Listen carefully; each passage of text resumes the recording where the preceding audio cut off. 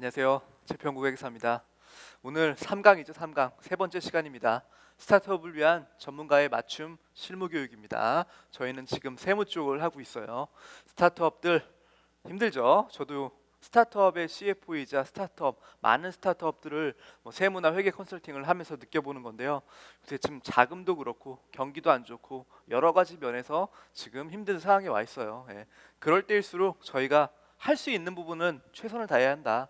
그게 대부분 그런 것들 중에 가장 대표적인 예가 이러한 공부죠. 저희가 이제 실무 교육을 통해서 어떤 내공이 쌓여지면 어떠한 의사결정, 어떠한 이제 사업을 할 때 의사결정의 순간에 놓여 있을 때 그때 공부했던 내용들이 잘 생각이 나면서 저희가 다양한 부분에 있어서 어떤 효과들을 분석할 수 있겠죠.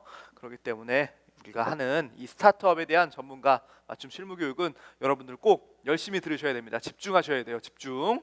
자, 오늘은 부가가치세 얘기를 할 겁니다. 지금 아직까지 그 가상기업의 라이프 사이클이 저희는 이 창업 단계에 있었는데 오늘부터는 저희 이제 세무 쪽은 초중기 단계로 좀 성장한 거죠. 왜? 창업 단계에서는 뭐 지지부진했다가 이제 매출이 어느 정도 나고 이익이 좀 나다 보니까 매출 발생에 의한 부가가치세 신고라든지 이익 발생에 의한 소득세나 법인세의 어떤 신고 납부 의무가 생기는 거죠. 그래서 저희는 이번 시간에는 초중기 상황에 대해서 좀 살펴보자 이러한 컨셉이고요. 그 초중기 단계에서도 어떻게 보면 가장 여러분들이 어려워하시고 난해한 부분인 바로 이 세금 신고 부분에 대해서 좀 살펴보도록 하겠습니다. 그 중에 첫 번째인 저희가 부가가치세에 대해서 먼저 살펴볼 텐데요. 그 이전에 앞서 그럼 세금이 어떤 것들이 있는지에 대해서 좀 아셔야죠. 큰 개괄적으로 요런 항목들이 있는데 그 중에 내가 내는 세금은 이거다. 이러한 이해가 좀 필요하기 때문에 한번 볼게요. 우선 세금을 그 징수하는 주체로 구분을 한다면 크게 국세와 지방세로 구분할 수 있습니다. 국세는 중앙정부의 그 행정관서에서 부과해서 징수하는 거고요. 이 국세로 여러분들은 이 국민 전체의 이익을 위해 사용을 하는 곳에 있어서 여러분들이 세금을 내는 거죠. 국방이라든지 치안, 교육 같이 그 중앙 정부 차원에서 해결해야 될 그 공공 서비스 이런 것들에 이 국세가 사용이 됩니다. 반면에 지방세는 지방자치단체인 그 행정기관에서 부과하고 징수하는데요. 그 주민 이익과 지역 발전에 사용을 하는 게 바로 지방세입니다. 여러분들이 보통 3.3% 사업소득, 그 다음에 지방소득세 그 뒷단에 0.1% 같은 게 붙는 거죠. 그러니까 본세의 0.1%가 아닌 10%로 붙는 그 부분들은 바로 대표적인 지방세의 예로 포함되는 거죠. 국세 및 지방세의 내용을 좀 상세하게 나눠보면 먼저 국세는 내국세와 관세로 구분이 되고요. 내국세와 관세로 구분됨에 있어서도 그 뒷단에 다른 분류 기준으로는 보통세와 목적세로 구분이 된다. 보통세는 일반적인 세금이고요. 목적세는 어떠한 목적을 달성하기 위해서 세금을 징수하는 겁니다. 이름에서부터 이미 그 목적이 나와 있는 거죠. 교통, 에너지, 환경세, 농어촌 특별세, 교육세, 지역 자원시설세, 지방교육세 등 같이 목적이 명확하게 표시가 되어 있는 게 바로 목적세입니다.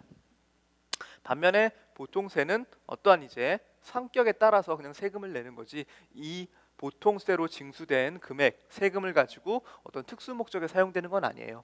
일반적인 것들에 사용되는데 저희가 중요하게 알아야 될 부분은 바로 이 소득세, 법인세, 부가가치세 이 세 가지 부분입니다.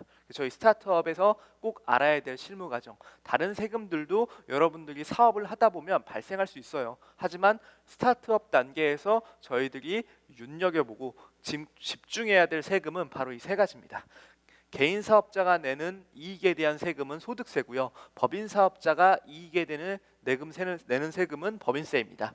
그리고 부가가치세는 부가가치 사업을 영위하는 사업자가 그러니까 법인세, 법인 사업자, 개인 사업자 구분 없이 부가가치세가 과세되는 사업을 영위하는 사업자는 부가가치세 과세 의무가 있습니다. 과세 대상인 거죠. 상속세, 증여세, 주세, 개소세 등등 이런 부분들이 있고요. 관세는 아시다시피 국경을 통과해서 그 들어오는 수입 물품에 대해 납부하는 세금입니다. 그렇기 때문에 관세 물론 요새는 FTA 때문에 무관세 있는 제품들이 여러 가지가 있을 수 있죠. 그다음에 지방세는 취득세, 등록면허세, 담배소비세. 여러분들이 좀 그나마 친숙한 건 바로 취득세랑 재산세죠. 재산세는 일정 시점이 되면 1년에 한 번씩 납부하는 거고, 자동차세도 여러분들이 좀 친숙하고, 취득세, 어떤 물건을 취득했을 때, 건물이나 토지를 취득했을 때 취득세를 부과받죠. 이런 것들은 다 지방세의 일종입니다. 저희들이 알아야 될 건 뭐다? 바로 이 부분. 개인 사업자면 소득세, 법인 사업자면 법인세, 그리고 부가가치세. 부가가치세가 과세되는 사업을 영위하는 사람은 부가가치세를 알아야 됩니다. 그래서 오늘은 이 부가가치세에 대해서 살펴볼 예정입니다. 먼저 부가가치세 이해. 부가가치세는 뭔데? 부가가치세는 부가가치에 대해 부담하는 세금입니다. 그러니까 이제 거래 상대방으로부터 징수해서 일시적으로 보관하는 세금의 성격을 띠고 있고요. 사업자는 납부만 하고 최종 소비자가 부담하는 성격을 띠고 있습니다. 즉 부가가치세는 내 게 아니다, 이렇게 보시면 돼요. 내 것이 아니다. 무슨 얘기냐면 부가가치세는 사업자가 부담하는 게 아니라 전가돼서 최종 소비자가 부담하는 세금입니다. 그런데 왜 우리가 계속 신고납부를 하고 있을까요? 그것은 그 신고납부의 의무 자체는 저희 사업자에게 부담이 되어 있기 때문이죠. 하지만 실제 그 돈을 내는 최종 담세자는 바로 소비자입니다. 소비자. 최종 소비자가 부담하는 겁니다. 그림을 한번 살펴볼게요. 자, 이마트에 과자를 납품하는 제조업자가 있다. 이 제조업자는 과자를 이마트에게 납부하면서 550원을 청구해요. 원래 과자값은 500원인데 이마트 500원 뿐만이 아니라 500원의 10%인 부가가치세의 줄임말이 부가세입니다. 지금 편의상 부가세로 부를게요. 부가세 50원을 추가로 더 얹어서 냅니다.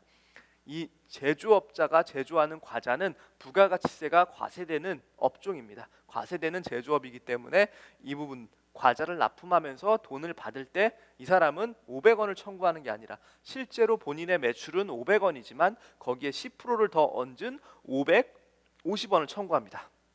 그 이유는 세무서에서 그렇게 시켰어요. 야, 너가 무조건 매출을 일으킬 때 너 과세 사업자지? 그러면 세금계산서 발급하면서 50원을 더 얹어. 왜요? 너가 신고납부해야 될 의무, 너가 신고납부를 해야 될 의무를 바로 제조업자에게, 매출을 일으키는 사람한테 그 의무를 지어줬기 때문이죠. 자, 이마트 입장에서 그러면 원래 500원만 납부해야 될 상황을 지금 50원을 더 얹어서 총 550원을 제조업자한테 줬단 말이에요. 왜냐하면 이 50원은 내 돈으로 지금 먼저 나가긴 했으나 이 돈은 어떤 돈이에요? 다시 돌려받는다는 거예요. 왜? 이거는 매출이 아니고 이거는 비용도 아니기 때문이죠. 이마트 입장에서 돈이 나갔는데 이거는 과자를 매입하기 위해 사용된 매입 원가가 아니라 부가가치세를 미리 먼저 지급한 것뿐입니다. 그럼 미리라는 말은 어디서 그럼 돈을 받게 되냐? 이런 부분에 대한 궁금함이 있겠죠. 그건 바로 뭐다? 이 최종 소비자한테 돈을 청구한다는 거죠. 최종 소비자한테 나는 500원의 물건을 사와서 300원의 마진을 남기고 800원에 판 거죠. 800원에 팔 때 그냥 800원 이렇게 끝나는 게 아니라 880원, 800원의 10%인 80원을 더 얹어서 총 880원의 금액을 청구하는 겁니다. 이마트는 최종 소비자한테. 그러면 최종 소비자는 880원을 지급하고 과자를 하나 사는 거죠. 그럼 이마트 입장에서는 보면은 80원은 남의 돈이죠. 내 매출이 아니에요. 내가 880원에 팔아야지 이게 아니라 이마트 입장에서는 내가 800원에 팔아야지 이렇게 생각을 했는데 80원, 10%인 80원을 더 얹은 거예요. 그래서 880원을 받은 것뿐이고 이 80원은 내 돈이 아니니까 나는 세무서에 납부를 해야 돼요. 그 80원을. 다만 이미 처음에 매입할 때 이마트는 이미 내 돈인데 납부해야 될 필요가 없는 50원까지 미리 냈잖아요. 부가세로. 그렇기 때문에 여기 80원에서 50원, 받을 돈 50원, 세무서에 납부할 돈 80원을 상계시킨 30원만 부가세로 세무서에 납부를 하는 겁니다. 제조업자는 50원 전체를, 물론 뒷단에서 제조업자 앞단에서 원재료를 매입하면 그 원재료에 대한 부가세는 또 매입공제로 받을 수 있겠죠. 하지만 여기서 별다른 언급이 없으니까 이 50원 자체, 처음에 청구할 때 제조업자 입장에서는 매출이 500원이었는데 550원을 받았기 때문에 그 매출의 10%인 50원은 바로 세무서로 나가는 거고, 이마트 입장에선 그 50원을 돌려받을 돈임에도 불구하고 돌려받지 않는 대신에 내가 최종 소비자한테 매출을 일으켰잖아요. 그거에 대한 10%인 80원과 받아야 될 때는 50원을 받아야 될 돈 50원을 뺀 나머지 30원만큼 세무서에 납부를 하게 되는 구조입니다. 즉 실제 세무서한테 들어온 돈은 50원 더하기 30원인 80원이지만 이 80원은 누가 부담했다? 최종 소비자가 부담한 거다. 최종 소비자가 80원을 부담한 거고, 얘네 둘은 그냥 신고 납부 의무를 충실히 이행했을 뿐이다. 얘네들은 누군데요? 사업자죠. 사업자. 사업을 운영하는 스타트업 기업들은 실제 세금을 자기네들이 신고해서 납부해야 될 의무가 있는 거지 부담하는 것은 아니다. 이게 바로 부가세의 기본 체계입니다. 사업자는 신고 납부만 하고 최종 소비자가 부담한다. 거래 상대방으로부터 징수하여 일시적으로 보관하는 세금입니다. 일시적으로 80원 그냥 보관했다가 나중에 때 되면 내는 건데, 받아야 될 돈 50원 빼고 30원만 낸다, 그런 뜻이죠. 부가가치가 발생하는 거래에 대해서 부담하는 세금입니다. 부가가치가 발생하지 않는 세금은 면세라고 하죠. 그런 것들은 부가가치세가 발생하지 않죠. 예를 들어 토지를 거래한다. 토지에는 부가가치가 없다고 보는 거예요. 토지가 존재하는 그냥 땅 자체가 저쪽 A라는 사람으로부터 B라는 사람한테 권리가 이전됐을 때 그 토지 자체에는 부가가치가 없다라고 보는 거예요. 땅은 예전부터 존재했고 그게 그대로 있기 때문에, 이런 것들은 대표적인 면세 재화입니다. 부가가치에 대한 과세 개념을 좀 설명을 드렸고요. 그러다 보니까 이어지는 게 바로 과세사업자와 면세사업자의 차이가 뭐냐, 이런 거 궁금해져. 스타트업이 서비스를 제공하는 이 부분은 과세냐 면세냐, 이걸 명확히 아셔야 되는 거예요. 내가 지금 이런 서비스를 하고 있는데 이게 과세인지 아닌지, 내가 지금 이러한 제품을 제조하고 이러한 제품을 유통하고 있는데 이 서비스, 이 비즈니스는 과연 과세인지 면세인지, 이런 것들이 확인이 필요한데, 우선은 면세사업자가 아니면 과세사업자라고 보시면 됩니다. 면세사업자는 열거돼 있고 면세사업자는 그냥 일부 어느 정도 써 있어요. 그러니까 법에 이렇게 써 있는데 그 면세사업자가 아니면 대부분 부가가치라고 보시면 됩니다. 과세사업자는 재화나 용역을 공급할 때 매출액의 10%를 매입자로부터 징수한다. 따라서 판매할 가격 결정 시에 부가가치세 10%를 포함해서 추가로 청구해야 된다. 그게 아까 그림상 봤던 과정이죠. 대신 면세사업자는 부가가치세를 과세하지 않는다. 왜? 부가가치세라는 세금 자체가 면세기 때문에 과세할 필요가 없는 거죠. 면세 제도는 왜 만들었는지 그러면 궁금한데 한번 읽어볼게요. 사업자의 세부담 감소가 아닌 소비자의 역진성 완화나 정책적 목적을 달성하기 위해 법률에서 특별히 면세 대상을 열거했습니다. 그러니까 면세는 열거 대상이다. 열거되지 않은 나머지는 뭐다? 과세라고 보시면 됩니다.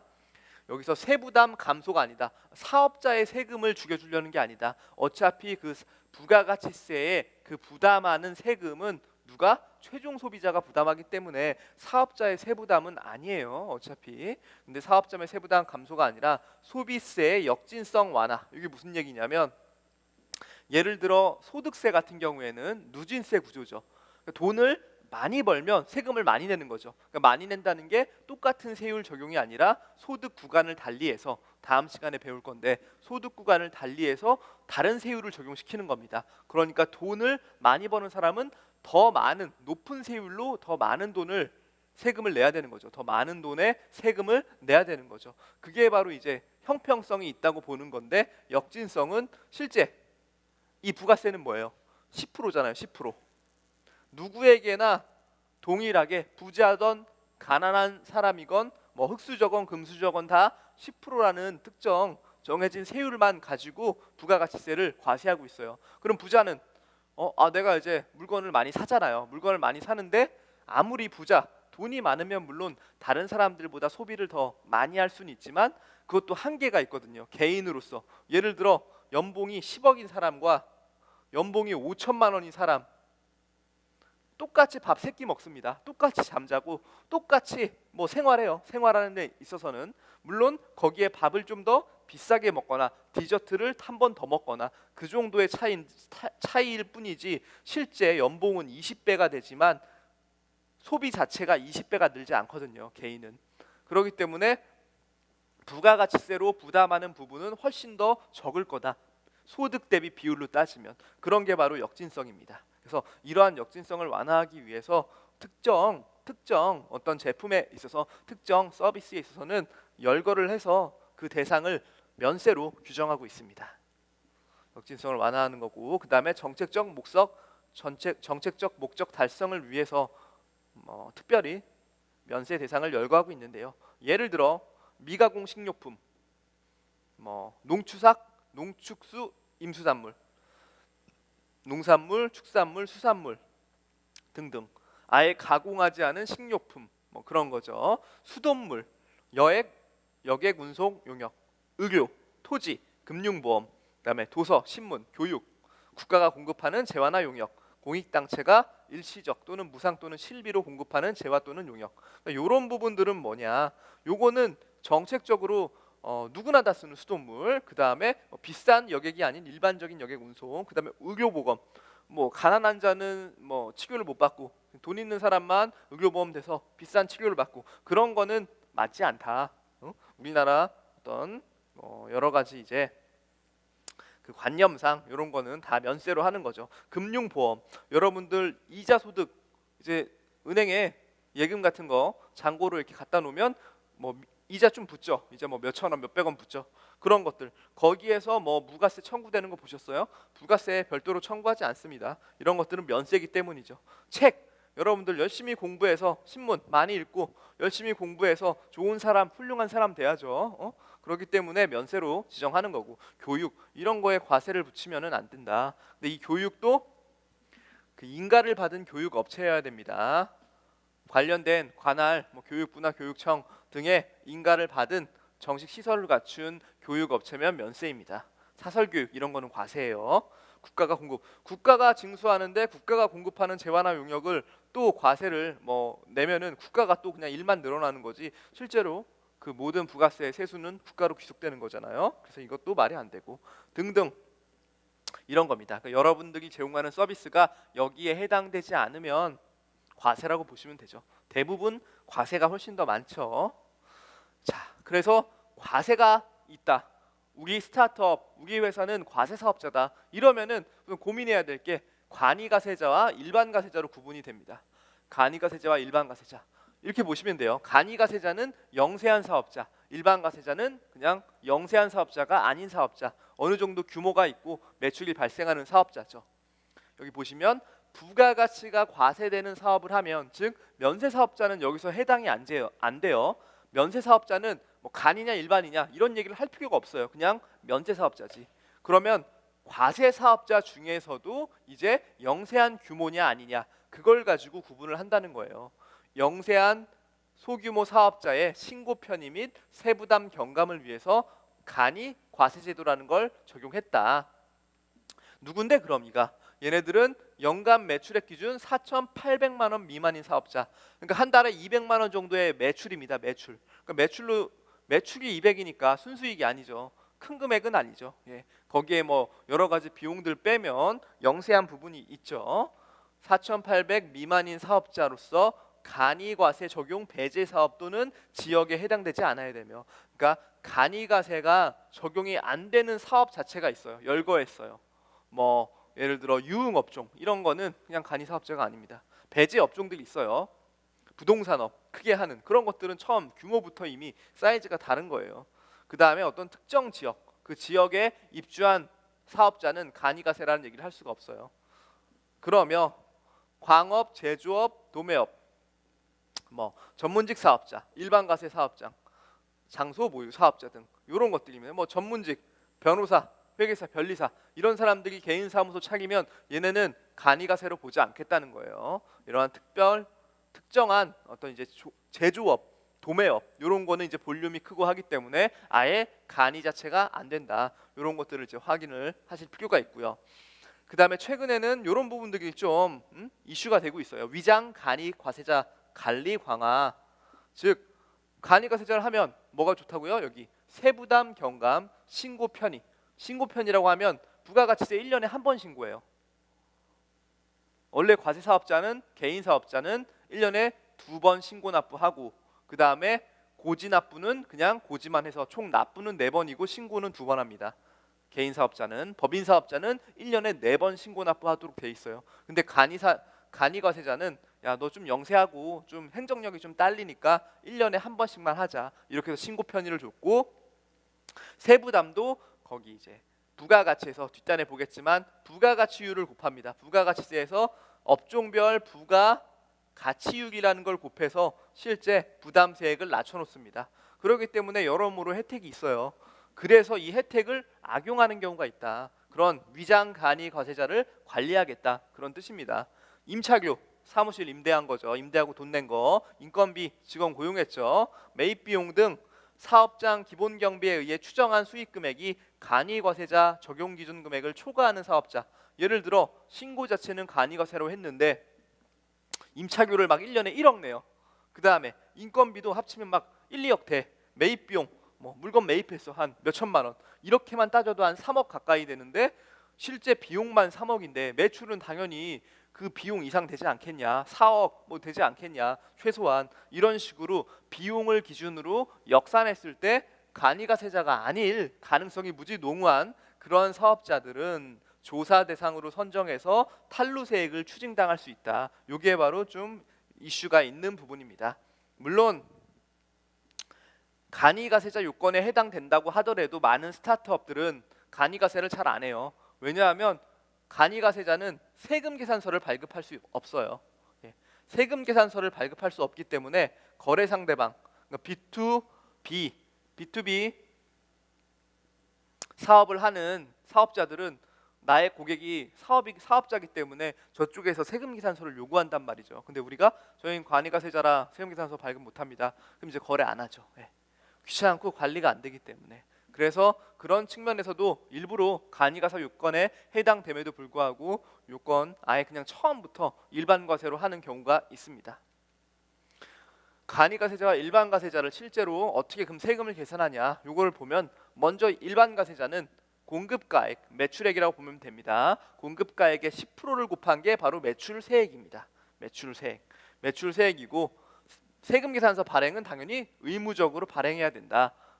매입세액 공제는 전액 공제가 된다는 게 적법한 세금 계산서를 받았으면 매출세액에서 매입세액을 뺀 최종 납부세액을 계산함에 있어서 매입세액은 전액 공제된다는 의미입니다. 그러니까 예를 들어 세금 매출세액이 100인데 매입세액이 60인 거예요. 그렇게 빼면 전액 공제를 해줘서 나는 40만 내면 된다. 아까 어떤 거였어요? 80 빼기 50 이렇게 해서 30을 냈죠. 그것처럼 여기 매입세액은 세금 계산서를 적법하게 기한 내에 수령을 했으면 그 매입세액은 전액 공제된다.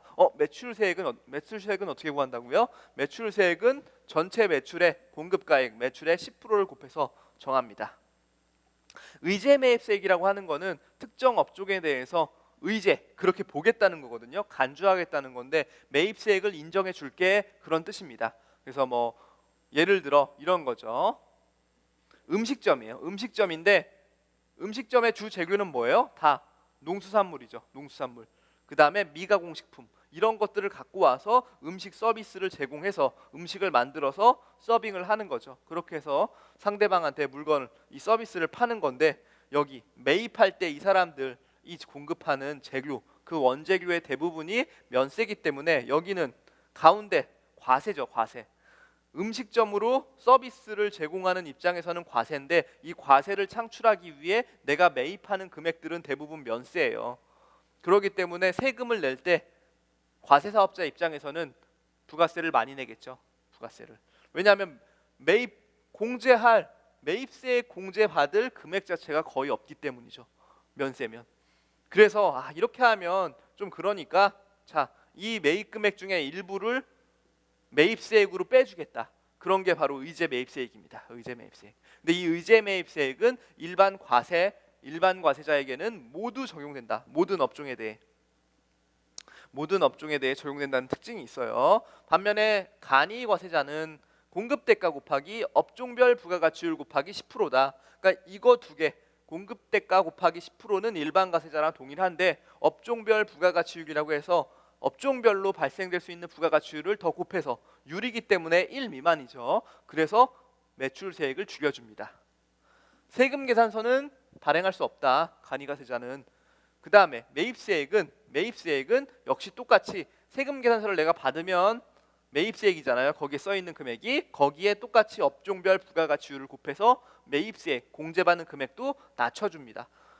내야 될 돈도 낮춰줬기 때문에 당연히 공제해야 낼 돈에서 뺄 금액도 똑같이 낮춰주는 거예요. 의제매입세액은 음식업 사업자에게만 적용이 됩니다. 음식업 사업자가 아니면 간이가세자는 의제매입세액을 공제받을 수 없어요. 다른 것도 여러 가지가 있거든요. 폐자원 활용에 대한 매입세액 등등이 있는데 여기는 업종 구분 없이 일반 가세자는 모두 공제된다. 하지만 스타트업은 음식 사업자. 그러니까 내가 맛집을 하는 스타트업이다. 프랜차이즈 직영점을 운영하고 있다. 그러면은 이 부분은 여기는 근데 직영점을 운영할 정도의 큰 회사면 간이가세 자체가 안 되겠죠. 그러니까 이거는 애매한데 여기 일반 가세자로 보통 보시면 됩니다. 여러분들. 업종별 부가가치율 전기가스 수도업 하시나요? 그럼 5%입니다. 전기가스 수도업 하는데 간이가세자다. 그럴 리는 없죠. 없을 거예요. 규모가 큰데. 자, 소매업 음식업점은 10%다. 이거는 가능하죠. 내가 정말 알짜배기 맛집을 한다. 스타트업으로서. 그럴 경우에는 10% 정도 가능할 수 있고요. 제조업, 숙박업, 운수, 통신업 20%. 그다음에 일반적으로 스타트업 기업들이 많은 이 서비스업은 30%의 부가가치율을 보이고 있습니다. 이게 특징이에요. 일반 가세자와 간이가세자의 특징입니다. 부가세 계산 방법입니다. 부가세 계산 방법은 일반 가세자는 매출세액 빼기 매입세액이다. 근데 이 매입세액 중에서 어떤 거예요? 매입액 곱하기 10% 이렇게 써 있지만 세금 계산서를 반드시 수취해야 된다. 세금 계산서가 없으면 매입세액으로 공제 못 받아요. 물론 세금 계산서뿐만이 아니라 적격증빙이라고 있어요. 현금 영수증이라든지 신용카드 매출전표 거기상에 나와 있는 공급 대가와 분리될 수 있는 그 매입세액, 그 적격 증빙이 확인이 돼야 된 그 금액에 대해서만 10%를 전체 금액, 매입액에 대한 10% 정도 해당되는 전체 매입세액을 빼줍니다. 매출액의 10% 곱한 거. 심플하죠. 간이가세자는 똑같은데 거기 안에 들어간 게 뭐다? 업종별 부가가치율이라는 별도의 율이 곱하게 되어 있습니다. 세금 계산서의 중요성. 매입 시 세금 계산서를 받아야 매입세액이 공제되나 다음의 경우는 불공제. 무슨 얘기냐면 제가 과세자예요. 과세사업자인데 세금을 좀 죽이려고 매입세액을 이제 공제를 하려고 신고를 하다 보니까 그때는 세금 계산서만 있으면 세금 계산서랑 또 뭐라고 했죠? 신용카드 매출 전표, 현금 영수증 이런 것만 있으면 매입세액 완전히 공제받을 줄 알았는데 이런 케이스의 경우에는 그러한 적격 증빙이 있음에도 불구하고 매입세액 공제 안 해줄게 이런 뜻입니다. 하나씩 볼게요. 중요한 겁니다. 여러분들이 놓치고 있는 거예요. 스타트업들이 항상 이제 까먹고 이거 부가세 빼주는 거 아니에요? 이런 식으로 좀 얘기하고 많이들 물어보시는데 그렇지 않습니다. 한번 볼게요. 세금 계산서 못 받았으면 말씀드렸다시피 이거 아니지. 적격 증빙이 없잖아. 너희들이 가짜로 만들어낸지 어떻게 알아? 그거를 입증할 방법이 없어요. 명확히 명시하는 세금 계산서를 받아야 된다. 그런 뜻이고요. 필요적 기재사항 누락 또는 사실과 다른 경우 거기 세금 계산서에 있는 정보가 가짜라는 거죠. 그러면 어떻게 믿고 매입세액을 공제해 주겠어요? 이거는 아니다. 그런 얘기고 그 다음에 매입처별 세금계산서 합계표 미제출 또는 부실기재 전체 매입세금 계산서를 총괄해서 보여주는 하나의 표가 있거든요. 서머리표. 그걸 바로 매입처별 세금계산서 합계표라고 하는데 이거 자체를 제출 안 했거나 또는 여기 안에 내용을 부실기재했다. 그러면 너가 신고한 내용 자체에 대한 신뢰성이 담보되지 않기 때문에 나는 너를 믿지 않겠다. 매입세액 안 해주겠다. 그런 얘기예요. 자, 사업과 직접 관련 없는 매입세액. 그렇죠. 예를 들어 여러분들 스타트업 대표가 자기 집에 식구들이랑 같이 회식하러 갔어요. 주말에. 그래 놓고서 이걸 법인카드로 긁은 거예요. 그래 놓고서 나중에 부가가치세 신고할 때 저기 전화해가지고 세무사나 회계사한테 전화해가지고 우리 이거 하나 빼달라고 이거 나 직원들이랑 같이 회식한 거예요. 복리후생비기 때문에 이거 매입세액 공제해 주세요. 이렇게 주장하면 안 된다는 거예요. 왜? 여기 사업과 직접 관련이 없잖아요. 그거. 관련이 없는 거 가지고 해달라고 하지 마세요. 사장님들. 좀 피곤합니다.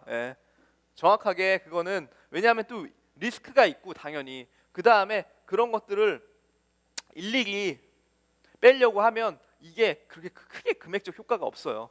물론 회식을 정말 너무 많이 한다. 그러면 거기에 부가세가 좀 의미가 있겠지만 실제 그렇게 큰 경우는 흔치 않거든요. 더구나 스타트업 기업에서. 그래서 그런 것들에 연연하지 않는 뭐 그런 게 있었으면 좋겠습니다. 여기는 아예 관련이 없는 얘기죠. 당연히 적법하게 그 회사 식구들과 식사하고 복리후생비 올려서 공제받을 수 있어요. 그런 건 당연히 가능하죠.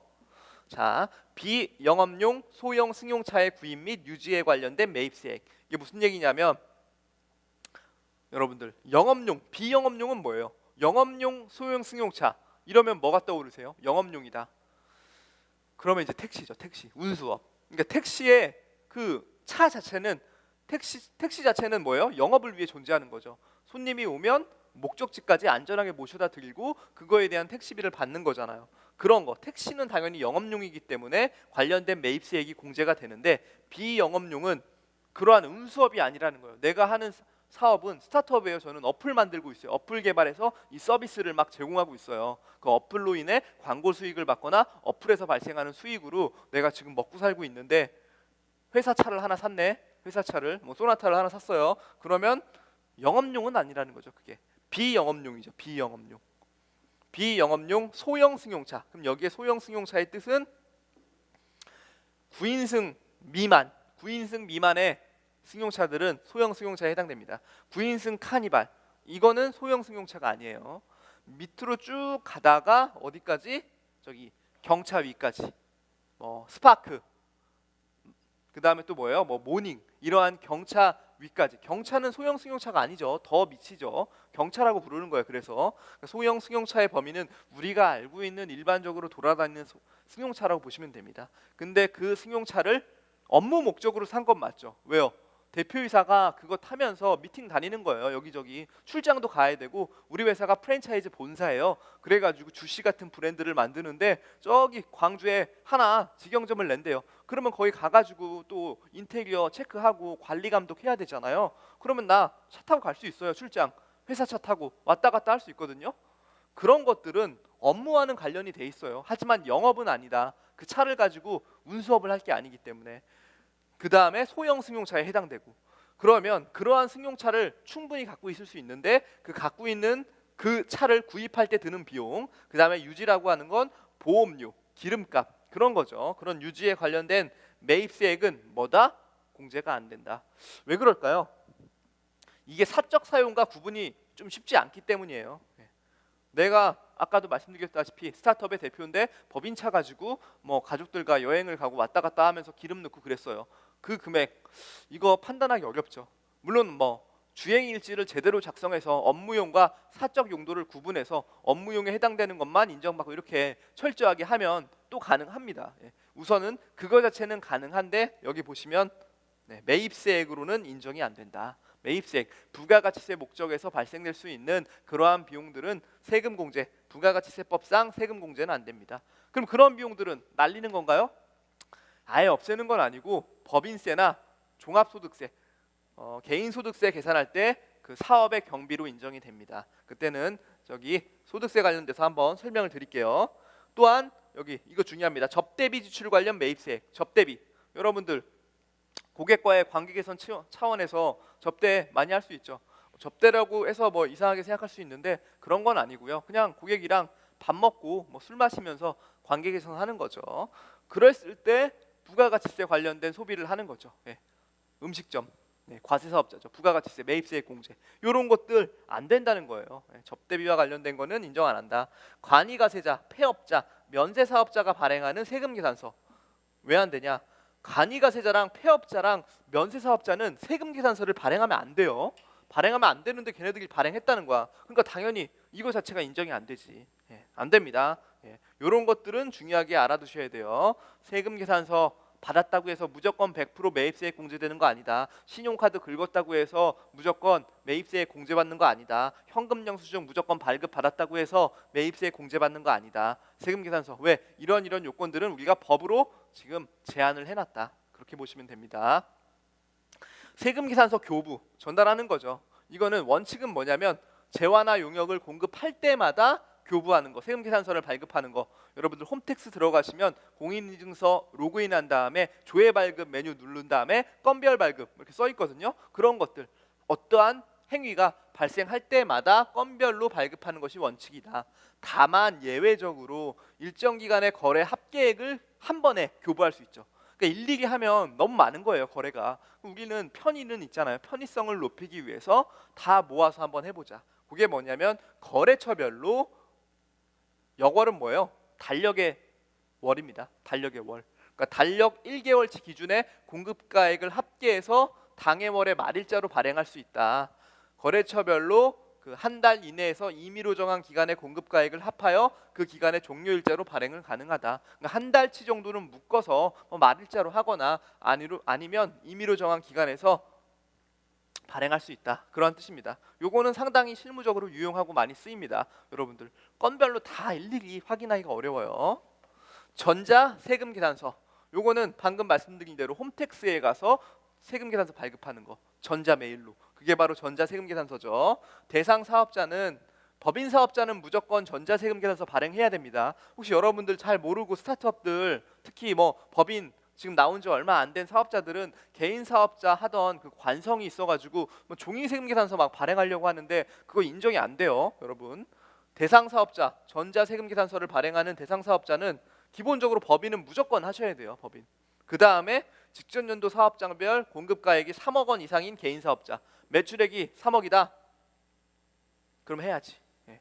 그러니까 어차피 뭐 종이 세금 계산서 불편하기 때문에 일반적으로 개인 사업자들도 다 전자로 발행하고 있습니다. 요새는 발행 방법은 이거 제가 아까 말씀드린 거죠. 홈택스 들어가서 발급하는 거, 스마트폰에서도 발급 가능한 거, 그 다음에 전자세금 계산서 시스템 사업자. 이게 이제 전자세금 계산서를 내가 발행할 수 있는 시스템을 구축했어요. 그러면 홈택스 들어가지 않아도, 어플 들어가지 않아도 회사 자체적인 시스템으로 발급이 가능하겠죠. 발급 부가가치세법에서 정한 시기에 발급하고 매입자 이메일로 바로 전송이 됩니다. 월합 세금 계산서의 경우 공급 시기가 속하는 다음 달 10일까지 발급이 가능하죠. 예. 다음 달 10일까지는 저번 달의 말일자에 대해서 세금 계산서 발급이 가능하다는 거고요. 발급을 하면 전송 보내야죠. 예. 발급일의 다음 날까지 국세청에 전송되며 홈페이지에서 발급하는 경우는 즉시 전송됨. 별도의 전송 절차가 불필요하다. 발급은 막 했는데 전송은 한꺼번에 하면 다음 날까지 국세청에 전송된다. 시스템 내에서 할 경우. 다만 국세청 홈페이지, 홈택스죠. 홈택스 안에서 할 때는 바로 즉시 된다. 혜택과 장점 간편하죠, 간편. 깔끔합니다. 비용 절감, 그렇죠. 세금 계산서 출력, 보관, 송달 이렇게 다 되게 어드민 업무거든요. 이게 되게 피곤해요. 손도 많이 가고 시간, 되게 가치가 없는 일에 시간을 쓰고 있는 거거든요. 스타트업은 더구나 자원이 부족하잖아요. 뭐 인력 자원도 그렇고 뭐 여러 가지 자원이 부족한데 아껴야죠. 예. 가산세 부과한다. 예를 들어 법인 사업자가 종이세금 계산서 발행하거나 뭐 미발행하거나 잘못됐다 이러면 안 된다는 거예요. 미발행으로 보는 거예요. 그래서 전체 공급가액의 2% 지연 발행, 원래 발급해야 될 시기가 있죠. 그 시기를 초과하면 1% 가산세. 발행은 했는데 전송이 안 됐다. 그러면은 반반이죠, 반반. 2%의 반, 1%의 반, 0.5%의 가산세가 부과됩니다. 매입자 세금 계산서 발행입니다. 매입자 세금 계산. 이게 무슨 얘기냐면 세금 계산서는 기본적으로 뭐가 매출을 일으킨 사람이 발행하는 거예요. 내가 저쪽에 물건 주면서 돈 받을 구실로서 제가 100만 원어치 물건 드렸으니까요 110만 원짜리 세금 계산서 끊어 드리겠습니다. 딱 끊는 거죠. 예. 그럼 저 사람이 그 자료를 받고 110만 원을 주는 거죠. 이게 바로 세금 계산서의 일반적인 절차인데 내가 돈 주고 샀어요, 물건을. 근데 저쪽에 얘기를 했어. 야, 세금 계산서 언제 주니? 저쪽이 묵묵부답이야. 그럼 나 언제까지 기다리지? 기다리지. 왜? 기다리면 이 사람은 세금 계산서를 못 받으면 뭐예요? 매입세액을 공제를 못 받잖아요. 110만 원 주고 100만 원짜리 물건 샀는데 10만 원은 그냥 미리 먼저 줬는데 세금 계산서를 안 주는 거예요, 저쪽이. 그러니까 난 10만 원 매입세액 공제 못 받잖아요. 억울하잖아요. 그래서 차라리 내가 그러면 세금 계산서를 직접 발급해 보겠다. 뭐 이런 컨셉입니다. 그래서 이러한 제도를 도입한 거죠. 자, 신청인, 매입을 한 사람입니다. 신청한 사람이 거래 사실 확인 신청을 합니다. 누구한테? 신청일 관할 세무서에. 그러니까 여기가 서울이면 서울의 강남구다. 그럼 강남 세무서에 지금 신청을 한 거예요. 내가 물건을 이거 샀는데 제가 세금계산서 안 줘. 나 이거 샀어. 이거에 대한 거래 사실 확인 좀 해줘. 거래 사실 확인을 신청하는 거죠.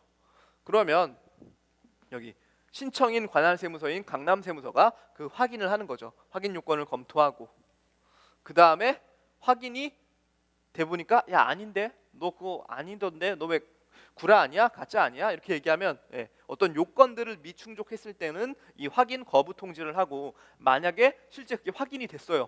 이 사람이 진짜 물건 산 게 맞는데 부가세까지 다 주고 했는데 세무계산서를 못 받았어. 그러면은 이 관할세무서는 이 공급자 매출자의 관할세무서에 연락을 합니다. 야 너희 관할세무서에 있는 매출한 사람이 세무계산서 발행 안 했대 이렇게 얘기를 해줘요. 그러면 공급자 예를 들어 부산이다.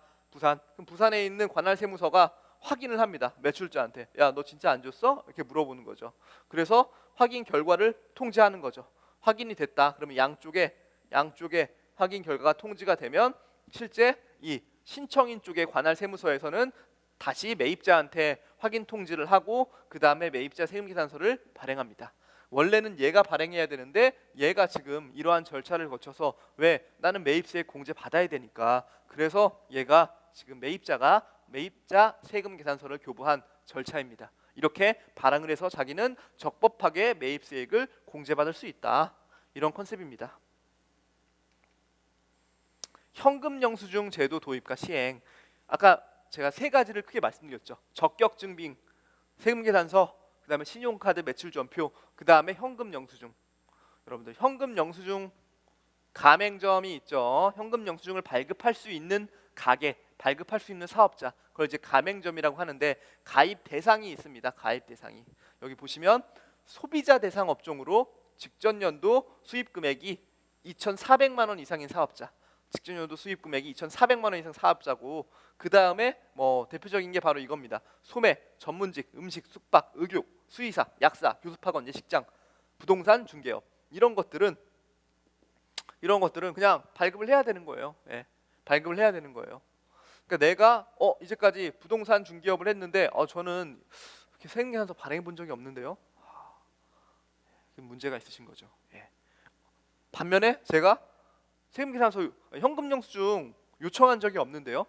그러니까 이 사람의 입장에서 억울한 거예요. 나는 부동산 중개를 하면서 수수료를 받았는데 저희 거래 상대방이 한 번도 나한테 현금영수증 달라고 얘기한 적이 없어요. 그래서 안 준 거예요. 그럼에도 불구하고 부동산 중개업은 현금영수증을 발행해야 됩니다. 이게 법이에요. 의무. 안 그러면 과태료가 발생해요. 과태료가. 여러분들 이거 볼게요. 의무 발급 금액. 예를 들어 거래건당 10만 원 이상 되면 부가가치세 포함 금액입니다. 전체 매출 금액이에요. 부가가치세 포함한 공급 대가 전체 합쳐서 10만 원 이상일 경우에는 소비자가 요청하지 않더라도 발급 의무가 있다. 국세청 지정 코드로. 그러니까 예를 들어 저 사람 핸드폰 번호 몰라요. 내가 발급하고 싶어도 그런 뻘소리가 통하지 않게 국세청 지정 코드로 이용이 된다는 뜻입니다. 여러분들 부동산 중개업, 예식장, 약사, 수의사, 의료, 숙박, 음식 이런 것들은 다 기본적으로 의무 발급이 있어요. 미가입 또는 미발행 불이익은 뭐냐? 미가입했어 1% 가산세 부과, 미발급했어 5% 가산세 부과. 여기서 중요한 거 뭐예요? 50% 과태료 부과. 이게 정말 큰 거죠. 예를 들어 내가 이익이 10% 나는 교습학원을 운영했어요. 이익이 10% 나. 근데 예를 들어 10만 원짜리 학원 끊었는데 누군가가 신고했어. 현금영수증 저기 밀발급했는데요. 쟤네 이거 신고할게요. 이거 얘네들 한번 완전 큰일 나게 만들어 주세요. 신고한 거예요. 그러면 5만 원이 날아가는 겁니다. 5만 원이 과태료로. 그 다음에 미발급했기 때문에 5% 가산세 부과. 당연히 신고 안 했겠죠. 발급 안 했으니까 매출 숨기려고 한 거잖아. 그러면 부가가치세 10%까지 발급하면 근 한 60, 70%이 정도가 다 페널티로 나가는 거죠. 그럼 나는 원래는 10만 원짜리 매출 일으키면 10,000원 벌려고 이 짓을 했는데 지금 한 7만 원, 6만 원 나가는 거예요. 그럼 아예 마이너스 5만 원 손해죠. 완벽하게 이익 기준으로. 이러한 무시무시한 폭탄이 있다. 과태료 50%라는 폭탄이 있다. 그래서 왜 사람들은 근데 신고할까요? 이렇게 무서운 게 있고 좋은데 여기 이런 것 때문에 신고하는 겁니다. 미발급할 경우에는 신고 포상 제도가 있다. 신고 포상. 저 사람이 반드시 부동산 중개업인데 반드시 현금영수증을 발행해야 되는 의무가 있는데 발행 안 했어. 그러면은 이걸 신고하는 거예요. 이 거래에 대한 증거를 확보해서 신고하면 그 신고한 사람한테 포상이 갑니다. 이 사람은 과태료 50% 내고 뭐 가산세 내고 그 다음에 뭐 세금 계산서 미발행에 대한 뭐 부가가치세 이런 거 내야 되니까 신고 안 했으니까 이런 거에 대해서 폭탄을 맞게 되는 거죠. 그래서 포상 제도가 있기 때문에 우리가 이 부분을 그냥 무시할 수 없다. 스타트업 중에 물론 뭐 이런 부분의 스타트업이 많지는 않겠지만 이 업종에 해당되는 스타트업이라면 여러분들 현금 영수증에서 현금 영수증에 대해 진지하게 고민해 보셔야 됩니다. 사업용 계좌 개설 신고 및 의무. 사업용 계좌라는 걸 개설하셔야 돼요, 여러분들. 대상은 누군데? 복식부기 의무자. 복식부기 의무자라는 건 간편장부 대상자가 있고 복식부기 대상자가 있습니다. 복식부기라는 거는 차변 대변 그 복식부기 원리에 따라서 회계 처리, 그러니까 이제 어떤 사업의 수입 지출을 결산하는 방식이 그 법에서 정한 회계 준칙에 따라서 적법하게 그 기록을 하는 부분을 바로 복식부기 의무자라고 해요. 이거는 업종별로 수익 금액 기준이 있습니다. 그래서 어느 업종이 일정 금액 이상 초과하는 매출을 달성하면 그 사업자는 복식부기 의무자가 되는 거예요. 대표적인 예가 그 서비스업에 있어서 연 매출이 7,500만 원 이상이면 복식부기 하셔야 됩니다. 복식부기의 반대는 간편장부예요. 간편장부. 말에서도 이미 나오지만 간단하게 그러한 복잡한 회계 규칙을 지키지 않고 간단하게 작성할 수 있는 겁니다. 요거는 아까 말한 그 복식부기 대상 매출액 기준 미만일 경우에는 간편장부 쓸 수 있어요. 사업용 계좌라는 거는 이제 복식부기 의무자가 사업용 계좌를 반드시 개설해야 됩니다. 참고로 법인은 무조건 복식부기예요. 법인 정도 됐으면 너희가 사이즈가 있고 어느 정도 사업을 하려는 의지가 있는 거니까 행정력 역시 그거에 대응돼서 복식부기 의무자로서 너희들이 장부를 작성해라 이런 뜻입니다. 그렇기 때문에 법인은 뭐예요? 무조건 이 사업용 계좌 개설해서 신고해야 돼요. 이거는 무조건 하는 겁니다. 신고 기한은 사업장별로 관할 세무서에 과세기간 개시일로부터 5개월 이내로 신고를 해야 됩니다. 거래대금을 금융기관을 통해 결제하거나 지급받을 때 인건비나 임차료, 그러니까 이거 사무실 비용 또는 월급, 직원들 급여 줄 때 이럴 때 이 통장으로만 사용을 해야 된다. 왜? 여기 사업용 계좌라고 내가 개설을 했으니까 여기로 왔다 갔다 하라는 거예요. 이렇게 해야지 국세청 입장에서 나중에 세무조사 나오면 이 통장만 조지면 되겠죠. 이 통장 이외의 거래 금액 이거를 다 일일이 확인하기가 행정력이 그렇게 크지 않기 때문에 쉽지 않거든요. 그러면 나머지 설사 다른 계좌에서 그러한 사용 금액이 발견이 되면 가산세를 매길 수 있죠. 왜? 여기 써 있잖아요. 미사용 시 불이익. 사업용 계좌를 사용하지 아니한 금액의 0.2% 가산세 부과. 전체 사용 금액의 0.2%. 이거는 금액이 쌓여지면 되게 큽니다. 그 다음에 또 불이익이 뭐예요? 조세특례제한법상의 각종 감면 배제, 그러니까 감면이나 공제 이러한 혜택들이 많거든요. 기업을 운행하고 내가 세금을 많이 낼 정도의 어떤 수익이 발생하면 그 세금을 깎아주는 여러 가지 제도들이 있어요. 보통 그런 제도를 다 모아놓은 법이 이 조세특례제한법인데 여기 법상의 어떤 각종 감면 제도를 배제하겠다는 거죠. 왜? 사용 안 했잖아. 너가 기본적으로 사업용 계좌 개설해서 신고하고 여기 이 돈, 이 통장을 가지고 왔다 갔다 하라고 내가 의무까지 줬는데 네가 나 말 안 들었어. 그러니까 난 누구예요? 국세청이죠. 나는 너한테 가산세를 물릴 거야. 그다음에 나는 너한테 각종 혜택을 배제시킬 거야. 왜? 네가 사업용 계좌 개설하고 신고하지 않았고 네가 사용하지 않아서. 스타트업들 뭐 기본적으로 다 아는 내용이지만 한 번 더 체크할 중요한 사항입니다. 다른 통장을 또 만들었다. 그때별로 계속 계좌를 개설하고 신고하셔야 돼요. 자, 그 다음에 이제까지는 부가가치세에 대해서 살펴봤는데 면세사업자도 한번 확인을 해야죠. 면세사업자가 있으실 수 있으니까 면세사업자의 사업장 현황 보고와 확인. 과세사업자 같은 경우에 법인, 스타트업을 하는 법인 과세사업자는 1년에 4번 신고합니다. 1년에 4번. 1분기, 2분기, 3분기, 4분기. 분기 말로부터 다음 달 25일 이내. 그러니까 1월부터 3월에 대해서는 4월 25일까지. 그 다음에 4월부터 여기 6월까지에 대해서는 7월 25일까지.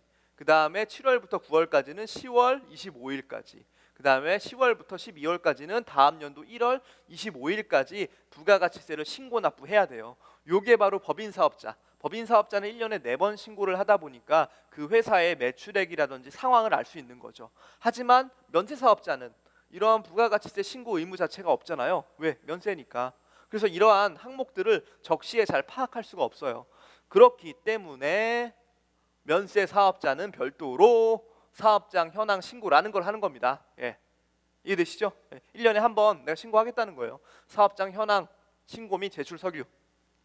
부가가치세가 면세되는 사업자는 수익금액 및 사업자 현황을 익년 다음 연도 2월 10일까지 신고를 해야 된다. 제출 뭐 해야 되냐? 자, 일반 사항으로서는 그 사업자의 인적 사항이라든지 업종별 수익금액, 시설 현황, 수익금액의 결제 수단별 내역, 임차료, 매입금액, 인건비, 그밖에 사업자 현황과 관련된 사항, 그러니까 수익과 지출에 대해서 일반 현황도 넣고 수익과 지출에 대한 사항들을 다 입력을 해야 되는 거죠. 추가 사항으로는 뭐 이런 거 있죠. 종목별 수익금액 검토표, 금융기관 수익금액 공제 적용, 학원 사업자 같은 경우에는 금융기관 수입 명세서 이런 것들 보는 겁니다. 여기 볼게요. 2 이상 그러니까 사업장이 2개 있는 거예요. 부가가치세라는 거는 사업장이 여러 개면 그 사업장 기준으로 부가가치세를 신고해야 됩니다. 내가 사업장이 3개 있어요. 그러면 그 3개의 주소지에 속해 있는 관할 세무서, 각각의 관할 세무서에게 다 신고를 해야 되는 거예요. 하지만 소득세, 법인세 같은 경우에는 법인은 하나잖아요. 내가 사업장이 여러 개 있을 뿐이지 법인은 하나이기 때문에 그 사업장의 소득을 다 모아가지고 얘는 한꺼번에 신고를 합니다. 관할 세무서에. 그런 차이가 있어요. 본점, 관할 세무서에. 본점이 있겠죠. 사업장이 여러 개면. 그러니까 2개 이상의 사업장이 있을 수 있어요. 스타트업도. 2개 사업장이 있는 경우에는 사업장별로 제출해야 된다. 폐업 또는 휴업한 경우에는 폐업 또는 휴업 신고와 함께 같이 제출을 해야 되고, 공동사업자, 그러니까 하나의 사업자가 있는데 주인이 2명이에요. 주인이 2명. 그럴 경우에는 대표 공동사업자가 제출하고 구성원 각각의 사업장 현황에 별지로 또 제출을 해야 될 의무가 있습니다. 조사 같은 걸 또 하거든요. 세무서가. 니들 사업장이 실제 존재하는 거냐? 혹시 가라 아니야? 구라 아니야? 니들 가공해 뭐 회사 하나 만들어가지고 뭐 이상한 짓 하려는 거 아니야? 이런 거를 이제 확인하려고 사업장 현황 뭐 이런 조사 확인을 하는데, 예를 들어 사업장 현황 신고서를 제출하지 않았어요. 그러면 내가 존재하는 거 아는데 작년에 제출했는데 올해 제출 안 했어요. 뭐 이상한 건데 얘는 뭐지? 세무조사 한번 해볼까? 뭐 이렇게 얘기할 수 있고, 신고 내용 중 시설 현황, 인건비, 수익금액 등 중요 부분이 미비. 그러니까 이런 것들은 되게 중요한 사항이거든요. 돈 얼마 벌었어? 너 인건비 얼마 냈어? 시설 얼마나 돼? 이런 거 봐야 되는데 이런 것들이 미비하거나 데이터가 허위로 밝혀진다. 그럼 이제 확인하러 가는 거죠. 매출 매입에 대한 계산서 내역이 사실과 현저하게 다르다. 이상하잖아요. 그러면 확인해야죠. 세금 포탈하는 거 아니야? 휴업 또는 폐업한 경우, 이런 경우에도 해당이 됩니다. 계산서 및 매입 세금 계산서 합계표 제출. 그러니까 면세 사업자도 물건을 매입할 때 자기가 비록 면세 사업자라서 세금 계산서 발행은 못하지만 계산서라는 걸 발행할 수 있거든요. 세금 계산서는 과세 사업자가 발행하는 명칭이고요. 그 다음에 계산서는 면세 사업자가 발행하는 계산서의 일종입니다. 인보이스의 명칭입니다. 계산서는 면세 사업자, 세금 계산서는 과세 사업자, 이렇게 아시면 돼요. 어찌 됐건 면세 사업자건 면세 사업자는 뭐 계산서를 매입할 수도 있고 세금 계산서를 매입할 수도 있죠. 내가 어떤 물건을 사서 뭘 만들어서 면세가 해당되는 제품을 판매함에 있어서 나는 세금 계산서도 받을 수 있고 계산서도 받을 수 있어요. 요거에 대한 합계표 제출 의무는 있다. 누가? 면세 사업자가. 내가 면세 사업을 영위하지만 내가 매입을 할 때, 매출은 당연히 면세인데 매입을 할 때는 세금 계산서도 받을 수 있고 다른 면세 사업자가 발급한 계산서를 받을 수 있으니까 요거에 대한 합계표를 다음 연도 2월 10일까지 사업장 관할 소재지 세무서장에게 제출을 해야 된다. 복식부기 의무자가 합계표 및 매입세금 계산서 합계표를 미제출하거나 기재 누락하는 경우 가산세가 부과됩니다. 자, 미제출하거나 불명기재, 제대로 기재 안 했다. 그러면 미제출 금액 또는 불명기재 금액의 1%. 지연 제출했네. 야, 늦게 냈어? 그러면 1000분의 5 반으로 깎아주죠. 0.5% 세금 계산서에 대한 가산세가 발생합니다. 여기까지가 이제 부가가치세와 그 부가가치세가 면세되는 사업자에 대해서 해당되는 신고와 제출 서류, 그 다음에 그걸 내지 않았을 경우에 페널티를 살펴봤습니다. 여러분들 부가가치세는 정말 중요한 세목이에요. 왜냐하면 거래 금액의 일정률을 곱하는 거라 이 부분이 한번 틀어지면 임팩트가 10%, 가산세, 지연이자, 뭐 가상금 이런 것까지 포함하면 과태료도 있었죠. 현금 영수증은 그 임팩트가 어마어마합니다. 뭐 5년 만에 한 번 정기 세무조사가 있는데 그거를 대응하지 못해서 과거에 있는 자료 그냥 관리 안 하고 앞으로 뭐 이 정도면 뭐 상관없지 이렇게 생각하다가 이 부가가치세 때문에 크게 문제를 당하는 경우가 있어요. 소득세 같은 경우에는 이익에 대해 내는 세금이기 때문에 그 이익 규모가 크지 않거든요. 거기에 세율을 곱해서 내는 거라 임팩트가 오히려 작을 수 있는데 그 세금을 줄이려고 부가가치세 신고를 안 하다 보면 부가가치세는 10%이기 때문에 거기에 대한 가산세 이런 임팩트가 많이 커서 여러분들 세금에 대해서는 정직하게 납부하고 정직하게 신고하고 이런 문화와 정신 그런 것들이 이제 스타트업에 잘 녹아 들으셔야 되길 정말 진심으로 바라고 있습니다. 오늘 여기까지 들어주신 3강 감사드립니다. 다음에 뵙겠습니다.